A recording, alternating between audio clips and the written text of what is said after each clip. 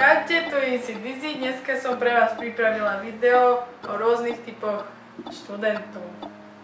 Keďže väčšina z vás nastúpila alebo pokračuje na strednej škole, tak určite v tomto videu spozorujete vašich spolužiakov alebo osoby na škole. A pri tomto videu mi bude pomáhať asi viete už kto. Takže ako prvého si predstavíme Vševedka, ktorý vie všetko.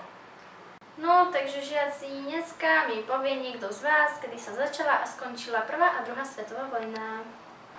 Prvá svetová vojna začala v roku 1914 a skončila 1918 a druhá začala v 1939 a skončila 1945. Ako druhý je šikanátor. Nie je moc príjemný človek, ani ten najlepší, ale aj tak má vždy z toho problémy.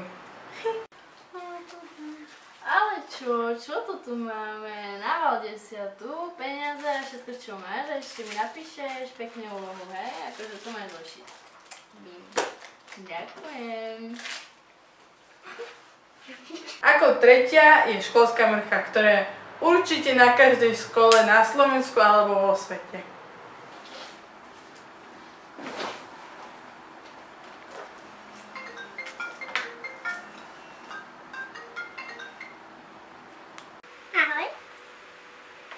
Počula si dneska, čo sa stalo Janke? Ježišmaria, skoro celá škola ju vysmiala. Haha, áno. Však sa dneska stretneme na kavičke. Dobre. No a porozprávaj mi, tak celkovo, jak sa máš? Dobre, už musím bežať. Mamina ma volá, aby som jej navarila, no. Dobre, čauko. Ako štvrtý je sex symbol školy.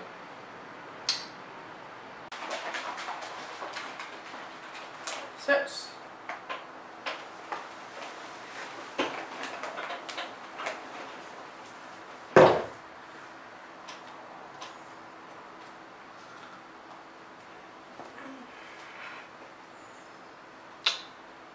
Ako piatý je triedny klaun, ktorý si robí z učiteľov, zo žiakov aj z normálneho vzduchu srandu. No tak, milí žiaci, ako si myslíte, že sa žilo za doby dinosaurov?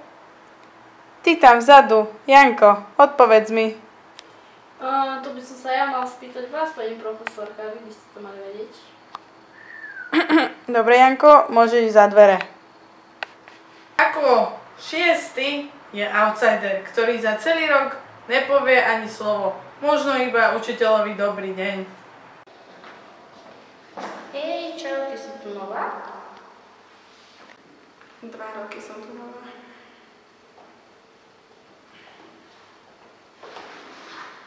Ako posledný, 7. je to lenivec. Čo som v podstate aj ja. Takže žiaci, dneska si preberieme Švédsko, ideme si písať poznámky, začíname všetci. Takže hlavné mesto máme Štokholm. Iza, čo tam robíš? Píšeš? Píšem poznámky. Dobre. Takže na dneska to bude všetko. Nezabudnite dať like, ani komentár a ak si tu nový, tak ani odber. Čaute! Jevi.